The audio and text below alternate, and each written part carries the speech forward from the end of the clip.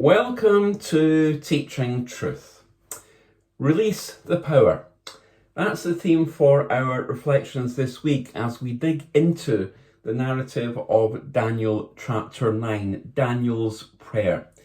Daniel, because he was a man on his Majesty's service, recognised and was humble enough to realise that only once the power of prayer was released and prayer was utilised would things actually change. You don't have to read very far in the book of Daniel to discover that Daniel was a man of prayer. And in our reflections today, we want to look at the man of the prayer, Daniel himself. Daniel was a man of prayer. Remember how Daniel and his three friends sought the face of God when King Nebuchadnezzar threatened to slay all the magicians and the counselors back in Daniel chapter 2.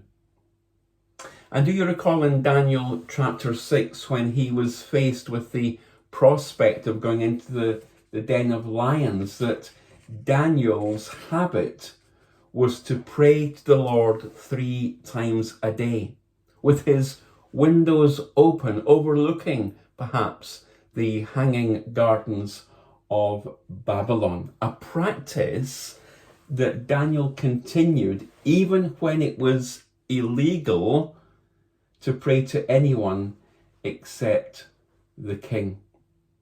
When God showed Daniel the vision of future events, Daniel the prophet wasn't satisfied until he had asked for an explanation.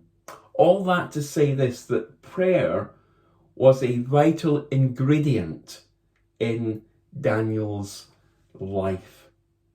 Daniel was a man who prayed daily, 3 times a day. He prepared himself to pray because he knew that his prayer would not only impact him individually, but would influence the future of the Jewish nation and the lives of the Jewish captives in Babylon.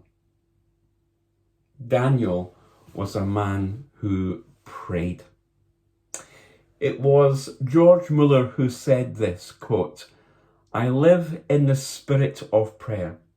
I pray as I walk, when I lie down and when I arise. The answers are always coming. Thousands and 10,000s of times have my prayers been answered."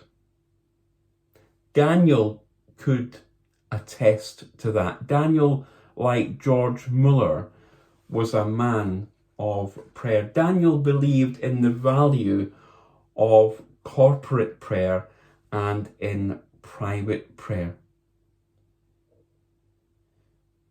See, Daniel prayed with his 3 friends.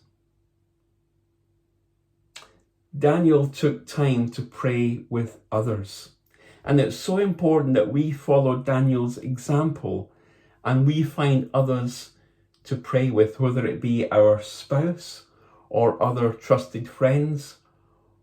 Whoever it might be, we set aside time for corporate prayer. When the church gathers for prayer, do we make that a priority, the place of prayer? How important it is to do that. The value of private prayer was important to Daniel.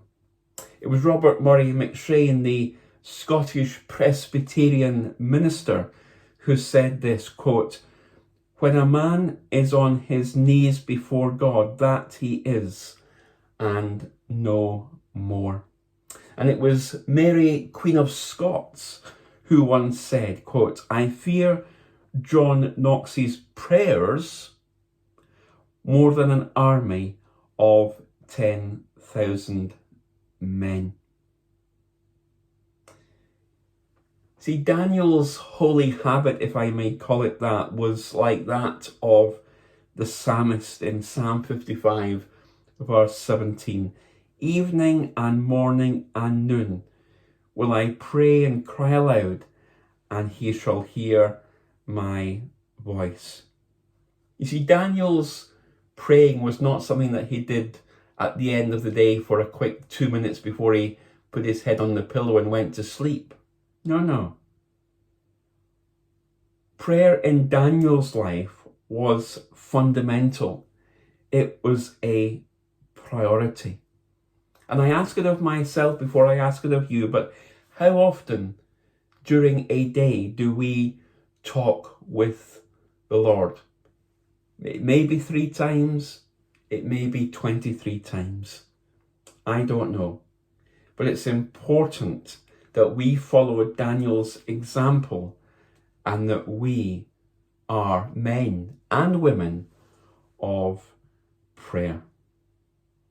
Daniel was a man of prayer. Remarkable when you think of Daniel's age, as we alluded to yesterday.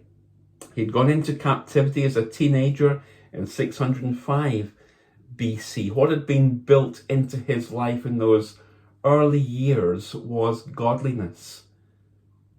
He had been brought up to pray, and therefore in 538 BC, when he's 85 years of age, Daniel is still storming, as it were, the throne of grace. I know many older people who are prayer warriors, who spend time in prayer. It was deeply humbling to hear the Reverend Dr. Billy Graham in the few years before he passed away saying that he was spending so much time each day in prayer. How humbling that is. See, we're not, if we're older in years, to do nothing. We're on His Majesty's service like Daniel was, and we need to, whatever age we are, seek His face.